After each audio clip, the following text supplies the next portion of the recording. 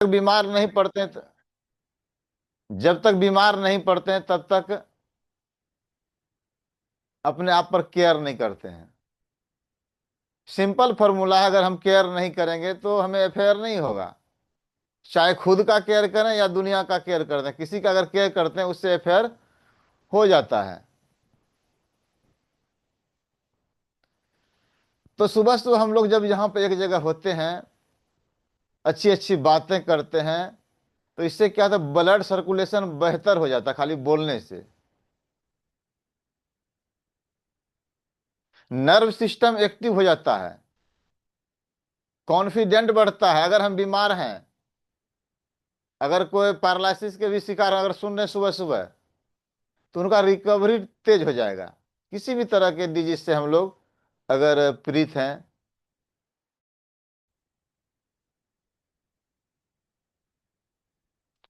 तो फिटनेस का मतलब है कि मेडिसिन विदाउट साइड इफेक्ट, बिना साइड इफेक्ट के हम कोई चीज ले रहे हैं। हाँ, बिना केमिकल को यूज किए, बिना एलोपैथ का मेडिसिन का।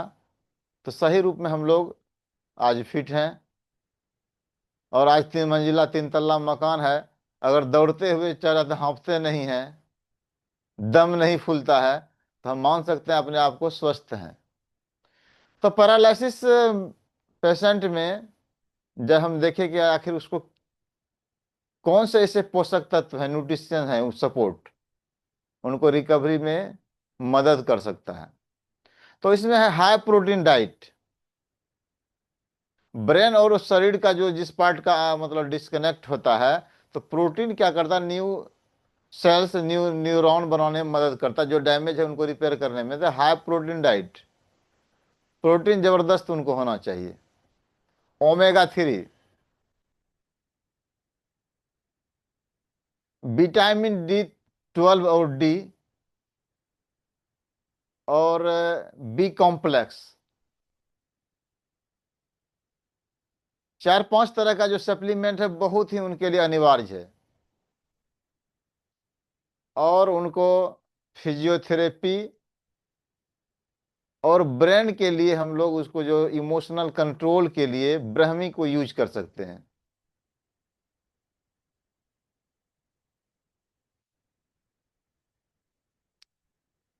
और हम कह सकते हैं कि जिस शरीर को गिरने के लिए लोग सिखाता है, हम लोग समाज में, परिवार में, रिश्तेदार में अपने शब्दों से उठाने के लिए भी सिखाया जा सकता है।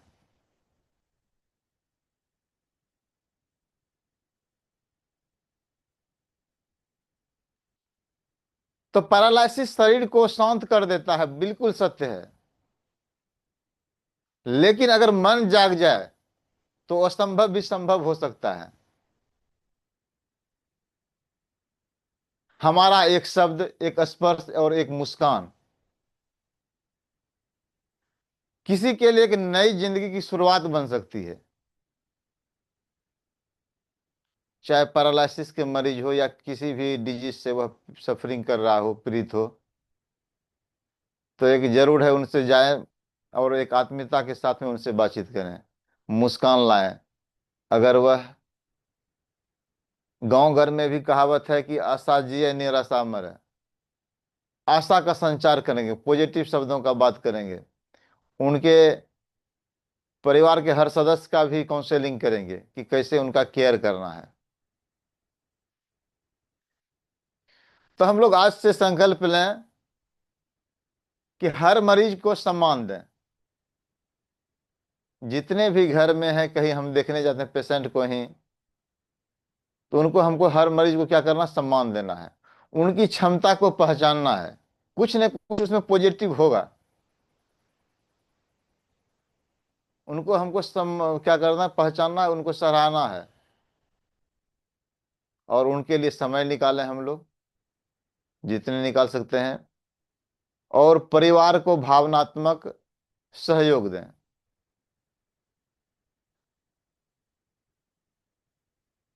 और हम मिलकर किसी भी लकवे से मजबूत हैं। पैरालिसिस कोई बहुत बड़ी चीज नहीं है।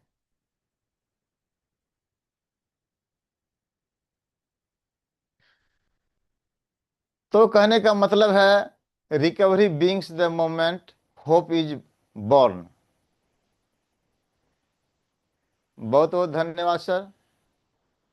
आज पैरालिसिस के ऊपर में समय भी ऐसा चल रहा है, मौसम भी ठंड का है, और इस मौसम में ज़्यादातर लोग पैरालिसिस के शिकार होते हैं। और ख़ास करके हम लोग ऐसे मौसम में पैर में अगर कोई बुजुर्ग है तो जूते का निश्चित रूप से जूता मोजा का यूज करें। हाथ को हमेशा गर्म रखना है, और कान को, जिनका भी इम्यून सिस्टम कमज़ोर हो गया है, कान हमेशा ढक के रखना है।